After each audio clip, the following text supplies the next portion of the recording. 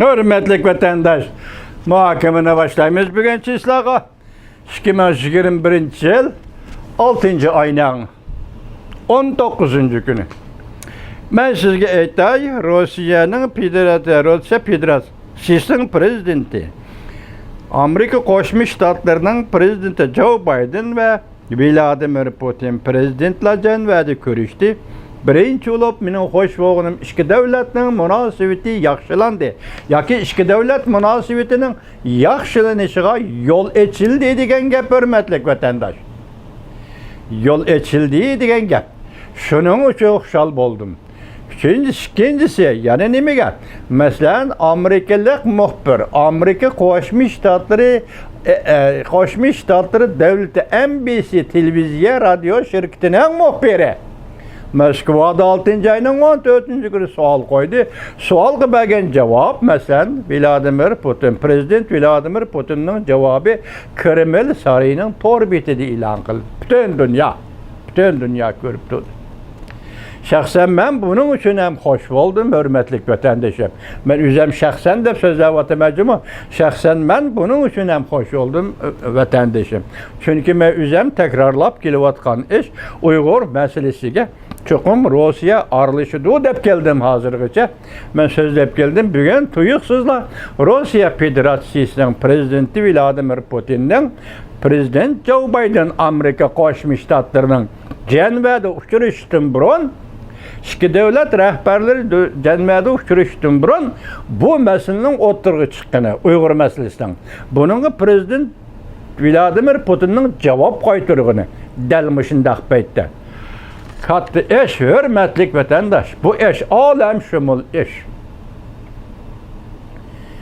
Prezident Vladimir Putin'in bergen cevabı Uygurlar doğrusu alem şumul eş. Çünkü şunu bilin ki Prezident Joe Biden'ın uğurlaştırısı mesela Rusya Federasyası Amerika Koşmuş Ştatları Devlet Başkanı'nın sohbeti moşunda uğurlaştırışının üzü alem şumul eş.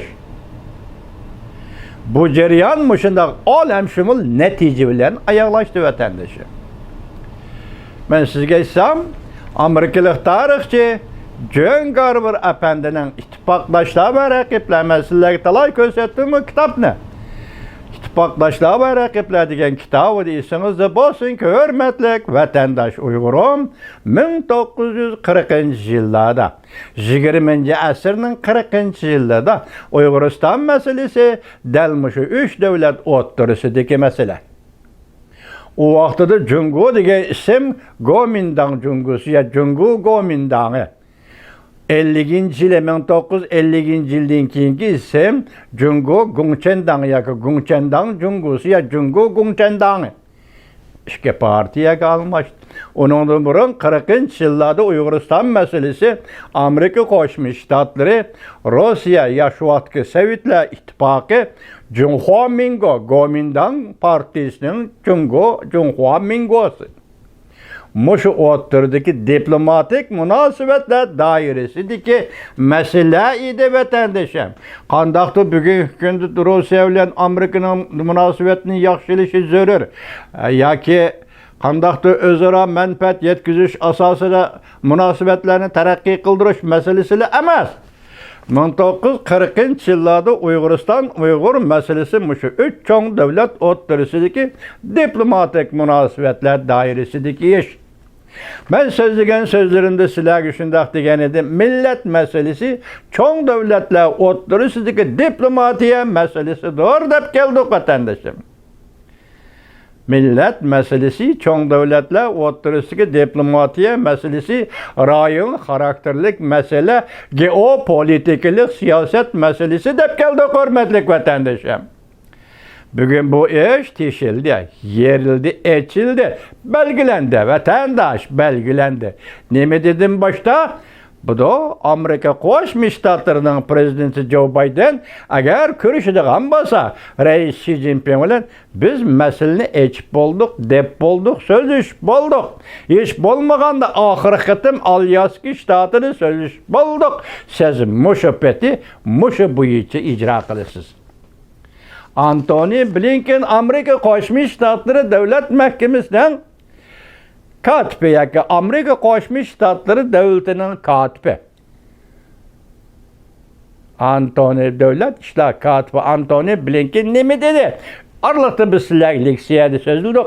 Hong Kong meselesi, Tibet meselesi, Uyg'uriston, Uyg'urlar meselesi bu Jungo'nun içki işi emas dedi. Ben sizlerge sözlep verdim vatandaş. Şuna bugün yandırıp gelip meyada nime deyimiz? 1940 yıllarda Uyg'uriston meselesi 3 devlet o'rtasidagi diplomatik münasebetler dairesidagi mesele. Bugün del şundaq. Uyg'uriston, Uyg'ur meselesi 3 devlet, 3 çoğun devlet o'rtasidagi diplomatik faaliyetler ve diplomatik münasebetler dairesidagi mesele. Bu qatim men Komsomolskaya Rossiya gazeti, Mustaqillik gazeti, Rossiya gazeti, endan keyin xabarlar, Rossiya gazeti, mushu gazetlarning bu qatimki janvadagi uchrashishga bergan ijobiy xabarlar yoki ijobiy inkoslardan ham xo'sh bo'ldim. Tuzuk ta'tir fikr yo'q, ya'ni ta'tir inkos qilgan fikr yo'q. Mushu 3 gazet janvadagi uchrashish. Amerika Qo'shma Shtatlarining prezidenti Joe Biden bilan Rossiya Federatsiyasining prezidenti Vladimir Putinning janvadagi uchrashishi to'g'risida ijobiy inkosni bildirdi vatandoshim. Ya'ni demak hozir voqea mush yerga keldi. Jungo'ning aqldimonlari nima dedi? So'z ichidan nima qoldi? Qolmadi. Shunga men aytamanki, Jungo'lik aqldimonlar yaxshi aql ko'rsatdi Rais Xi Jinpingga. Bugun ertaning ichida biz Rais Xi Jinpingga murojaat shaklida leksiya so'zlaymiz. Chunki zamon keldi. Zamon pishib keldi. Hamma narsa oydinlashib keldi. Bizden o müracaat şeklinde sözleydiğen sözümüz her kandak urinishni, mesela zo'ravonlikqa, urushqa, harbiy tavakkalchilikka qaratilgan her kandak urinishni to'xtatib, kayningizga yenib, Kojifuli deydi-ku. Jungularning klassiklari sen ko'ngzi Kojifuli. O'zingni tutib olib adabga qayt deganlik Xitoy tilida, klassik tilda Kojifuli. O'zingni tutib olib adabga qayt. Mushu bo'yicha masalalarni tinch yo'l bilan hal qilish. Mushu to'g'rida biz Rais Xi Jinpingga ayrim leksiyada murojaat e'lon qilamiz vatandoshlarım. Bugun mana mushunchalik tahlil qildik. Yana kallamga nimalar keladi? Men davomli tahlil qilaman. Bugundan boshlab yoki mushu janva 6-oyning 16-kunidan boshlab Amerika Qo'shma Shtatlarining prezidenti Joe Biden bilan Rossiya Federatsiyasining prezidenti Vladimir Putin uchrashgandan boshlab menga bir yangi tema ochildi. Bir yangi mavzu ochildi. Bir yangi voqelik, xalqaro siyosiy voqelik ochildi. Men mushu to'g'rida buningdagi qaysi nuqtada, masalan, qandaq real masala, masalan, qandaq mushuning munosabatlik, diplomatik, tarixiy masala to'g'risida men sizlarga vatandoshlarım leksiya so'zlab turaman. Endi oxirida bugun tayyorlagan bir parcha leksiyamiz bor. Uning to'g'risidan bir ikki so'zlaymiz vatandoshlar.